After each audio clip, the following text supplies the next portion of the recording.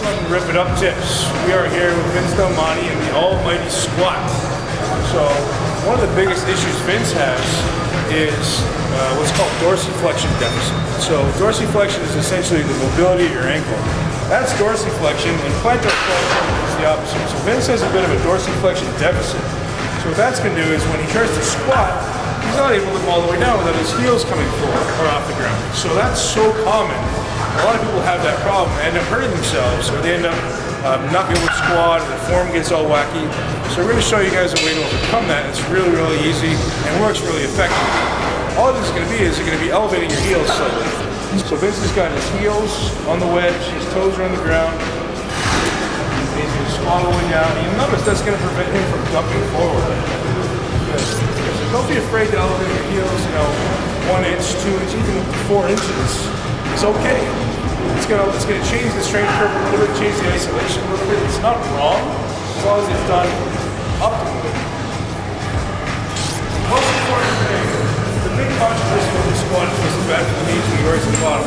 The answer is absolutely not, as long as it's under control. As with anything, if I get to the bottom of a bench press and it looks like this, there's a lot of tension being generated in that muscle that you don't really know it's going to be distributed. There's a lot of momentum. You're trying to avoid momentum, and the way you do that is to contract the quads as well as the glutes at the same time at the bottom of the rep. So the way I actually do it, being known as a quad guy, is I actually will contract my quads at the top of the rep and think about having my glutes pull me down. Pull me down. So my rep always will look the same. Whether I'm squatting with 1 plate or 6, my quads are contracted right there, they don't relax. And then everything at the back will actually constantly pull me down. So the muscles are tense. When the muscles are tense, the joints are supported. As soon as you relax those muscles, the joints lose the support. It's so important with everything you do, guys, to keep tension of the muscle. That's why I'm trying to teach you about the premise of intention. So always constant tension on the muscle. It'll save your joints long term, and believe me, the growth and development will be exponential. How do you do high intensity interval training on a treadmill? Oh, that's a great question. There's a lot of different ways. I'll tell you one workout I used to do all the time. A couple years ago, I would do steady state cardio, but I would increase the intensity 0.5 every 5 minutes. And I'd do it for 35 minutes. So I'd start at 6 miles per hour, and then I go to 6.5, 7, 7.5, 8, 8.5. That would be 30 minutes. Then I finish up around 9. And my goal was always to finish like 0.5 higher every few weeks. So you're basically trying to do more work within the same set time.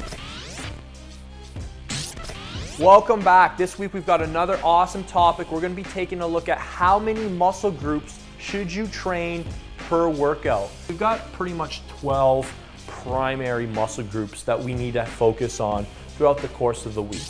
So you have to first determine, what are my personal goals? Are you seeking out specific goals in one specific exercise or one specific physical quality? Are you trying to specifically improve your speed or your endurance or your power? You have to first figure out, what are my goals? Once you understand that, then we can ask ourselves the next question: how many days can I train a week? The main things you guys got to understand when answering this question, to summarize, how many muscle groups should you train per workout, is 1, are you looking for a specific goal, or are you looking for more of a general goal? 2, how many days a week do you have to work out? Once you know those 2 things, you can start looking at the programs we put together for you and start figuring out which one makes sense for you. There's no program that's better or worse, it's just which one makes sense for you right now. We've been talking about our goals that we want to achieve, and we've been talking about becoming the very best version of ourselves that we can become. Today we want to talk about partners that can assist you. You can call this your network, your support network. What is a mastermind group? Just quickly, my experience with them is that they're a regular meeting of minds between 2 or more consenting individuals in a harmonious manner for a positive outcome. Let me encourage you to remember that none of us is as smart as all of us, and we all need each other.